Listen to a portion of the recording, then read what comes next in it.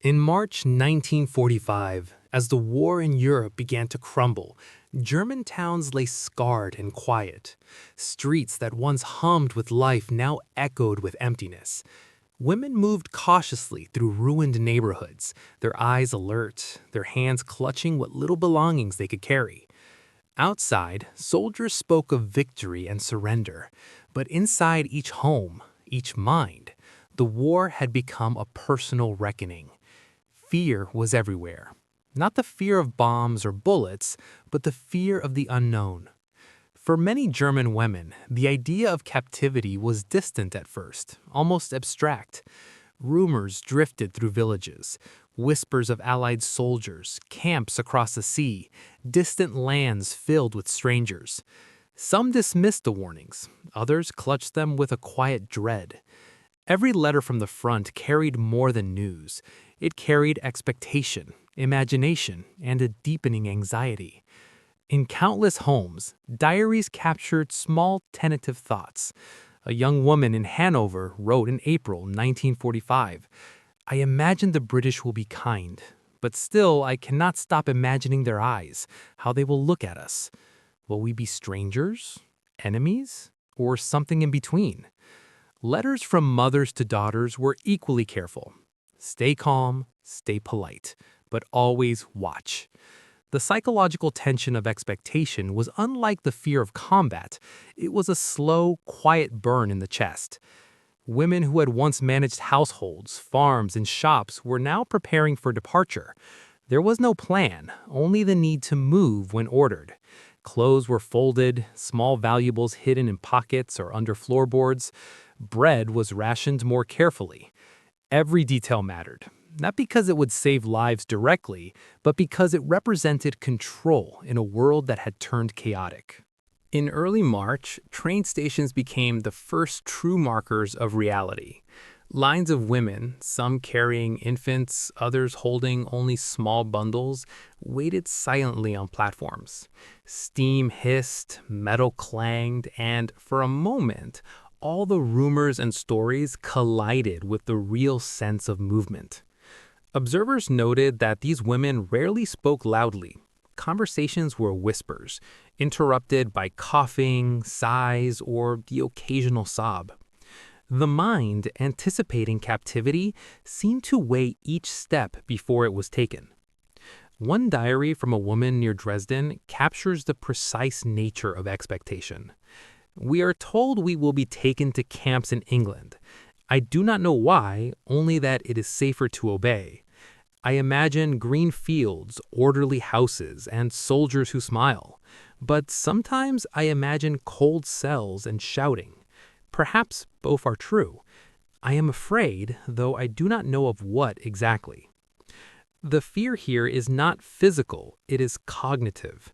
It is the mind stretching across an unknown landscape, imagining both safety and danger simultaneously. The propaganda of the time had painted very stark pictures. German newspapers often suggested that the Allies were harsh, uncompromising, and unsympathetic. Yet letters and whispered stories told a different story. For many women, this conflict between expectation and rumor created a psychological limbo. They prepared for cruelty but hoped for civility. They packed for hardship but anticipated calm. This duality became a defining feature of their inner lives during these weeks. Even before leaving German soil, small rituals helped maintain a sense of identity. Hair was tied neatly, hands were washed meticulously, shoes were polished. These acts were not vanity, they were signals of control in a world where external events felt uncontrollable. The act of presenting oneself carefully became a shield against uncertainty.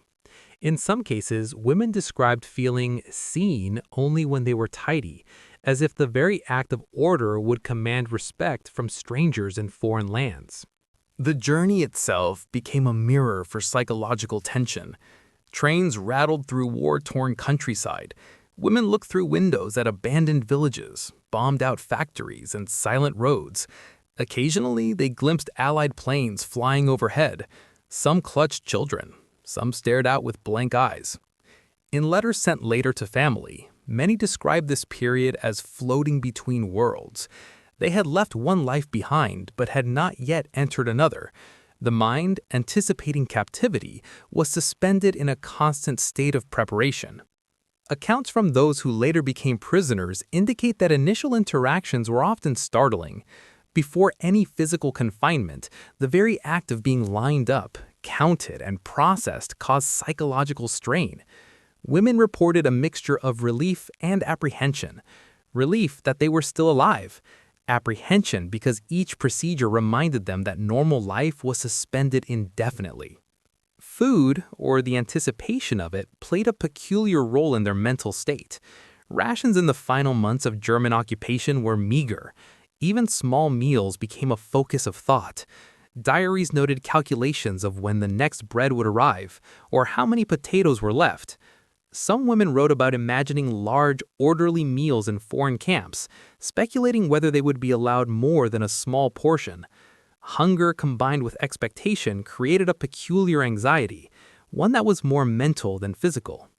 Letters from officers and guards sometimes reached the women before departure, often describing what awaited them.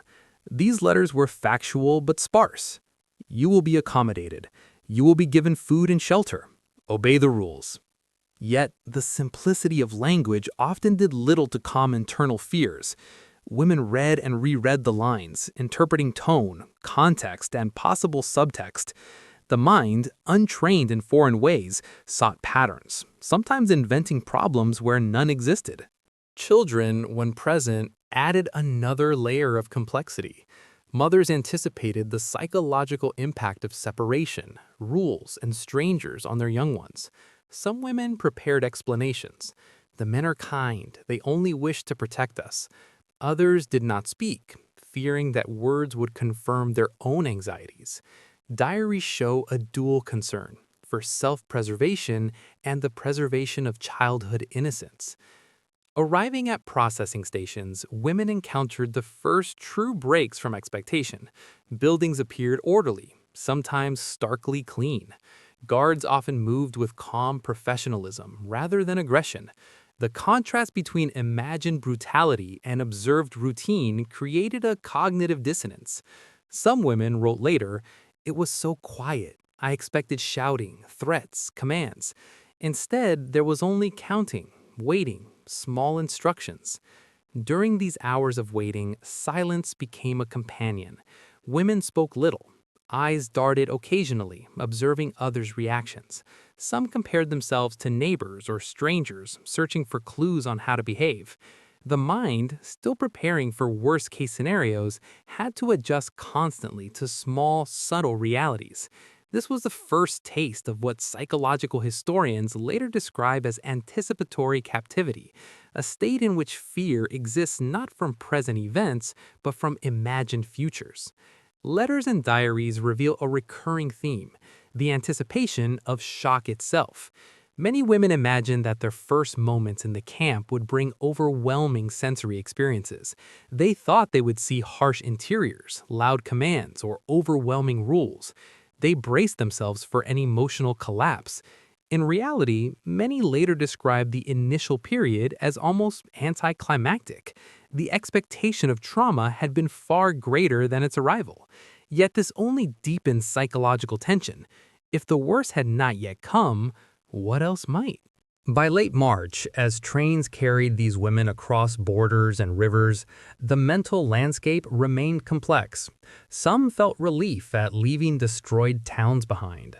Others felt guilt for survival or shame at dependence. Even mundane events, a friendly glance from a soldier, a shared piece of bread, or the soft echo of footsteps in a hallway were scrutinized for meaning. Each gesture became a potential sign of safety or threat. The duality of expectation, both hope and fear, was compounded by uncertainty about length of stay, conditions, and eventual return home. Letters show women repeatedly calculating timelines, imagining scenarios, and constructing mental maps of foreign lands. The imagination, fueled by rumor and propaganda, was as important as reality. The psychological labor of anticipation consumed energy, even as the body endured physical strain from travel and scarcity. By the end of Part 1, as March faded into April, German women had reached the threshold of captivity. They had left familiar streets and neighborhoods, and now only the faint outlines of foreign landscapes awaited them. In quiet moments, many paused, clutching small bundles, staring at empty horizons, and imagining what lay ahead. The mind teetered between expectation and dread. Every sense was alert, every thought measured. The journey had been both external and internal, a passage through destroyed towns, uncertain terrain, and fragile hope. And now, as they stepped toward the unknown, each woman carried with her the silent weight of anticipation, the unspoken fear of strangers, and the careful preparation of a mind braced for the unexpected. The world beyond German borders was waiting, calm yet alien. What they would find there and how it would transform their understanding of the war and themselves remained a story yet to unfold. As April 1945 began, the trains carrying German women across borders slowed and eventually stopped. For many, the first sight of the camps was a quiet shock. Rows of buildings, orderly fences, and neatly tended grounds were nothing like the chaos imagined. Women had prepared for shouting, harsh commands, and physical discomfort.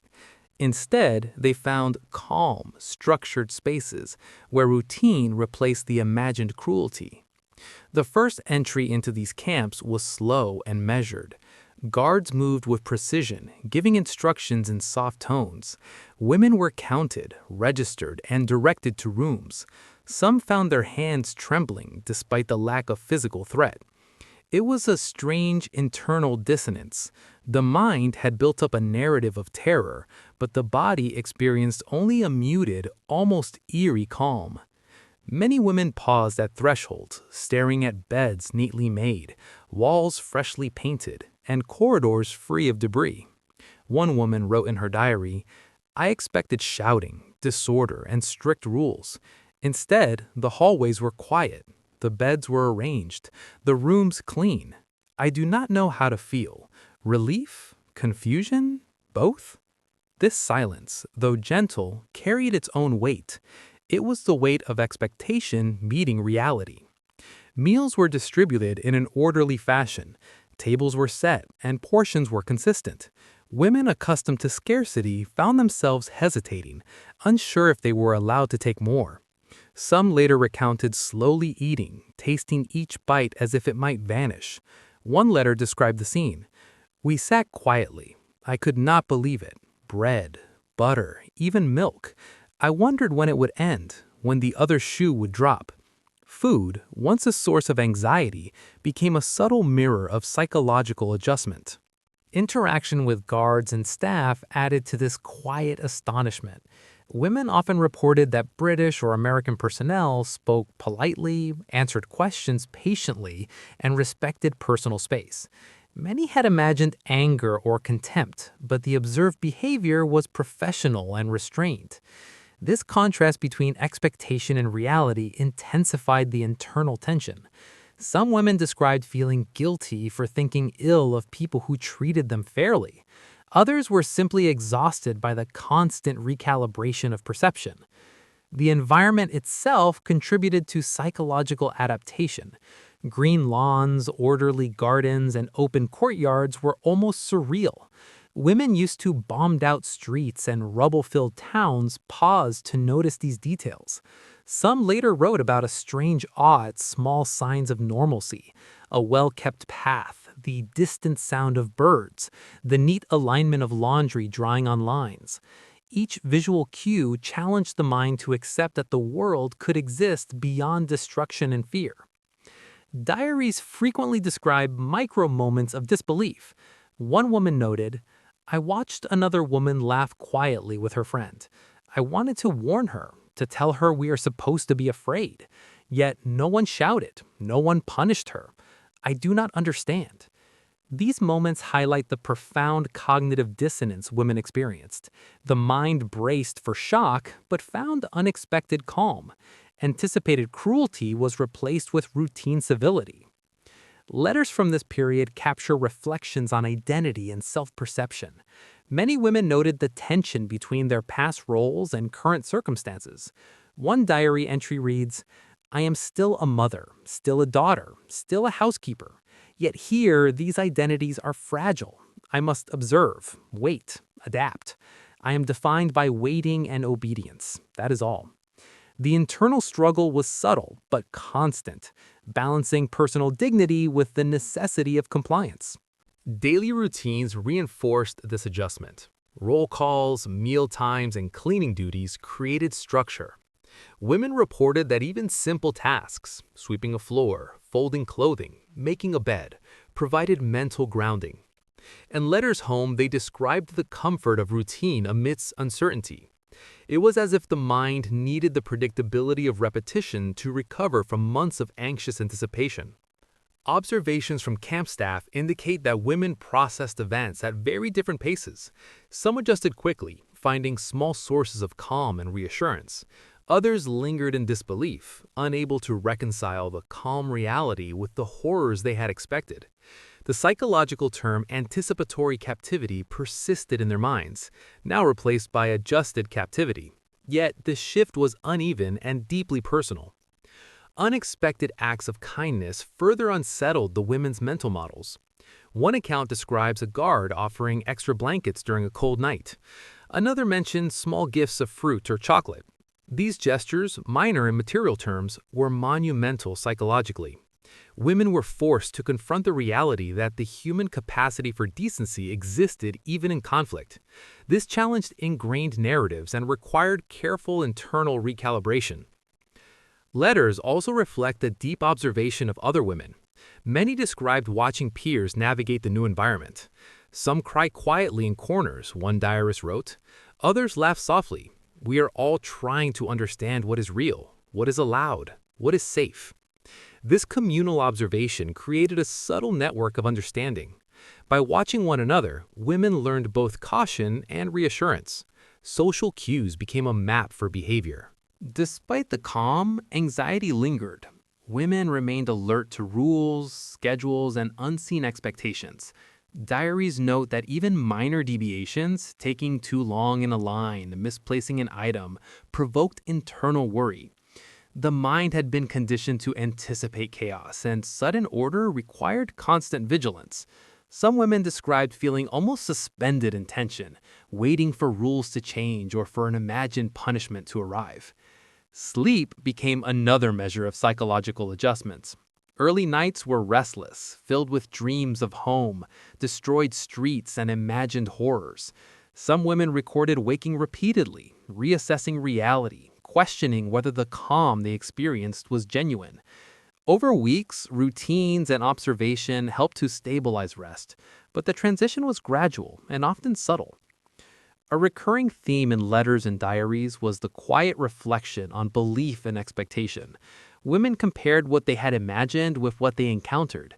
Many wrote about the stark difference between propaganda-driven fear and lived experience. One woman noted, "I spent weeks imagining anger, cruelty, shouting. Yet here, no one shouts. I realized I had carried a war inside me, built from fear and stories." The internal war, the collision of expectation and reality, was in many ways as intense as the external conflict they had fled.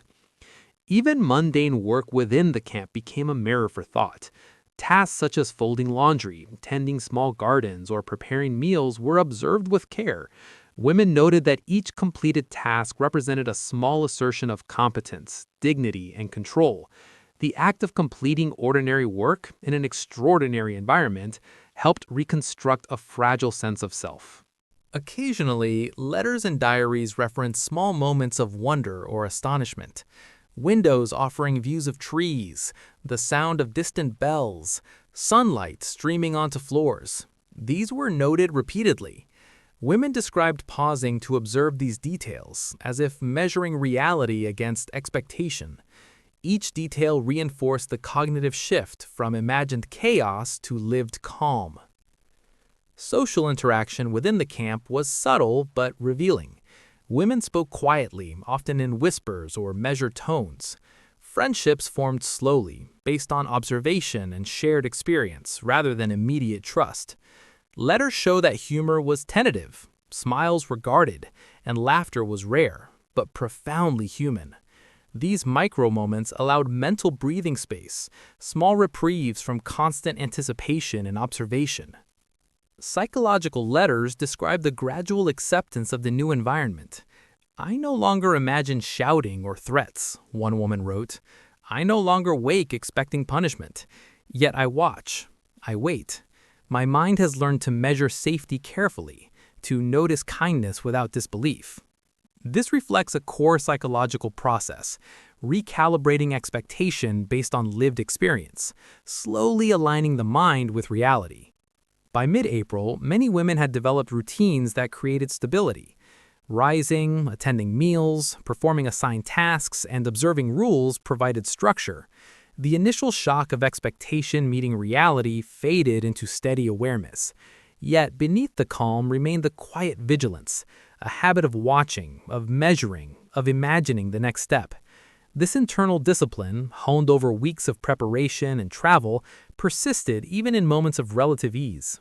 Letters to family often reveal subtle transformations. One woman wrote, "I see now that fear can exist without immediate cause. I see that the mind built castles from stories, rumors, expectation. Here, I watch the walls crumble, slowly. It is a relief, and yet I remain cautious." The interplay between imagination and observation continue to define daily experience. Children adapted as well, though often more quickly than adults. Mothers described observing quiet smiles, gentle laughter, and curiosity about surroundings. In these small gestures, women saw evidence that adaptation was possible, that human experience could accommodate calm even after months of fear.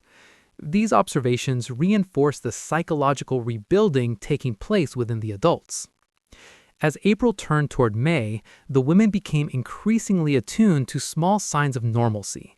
Daily routines, communal observation, and subtle kindness allowed their minds to reconstruct a sense of safety.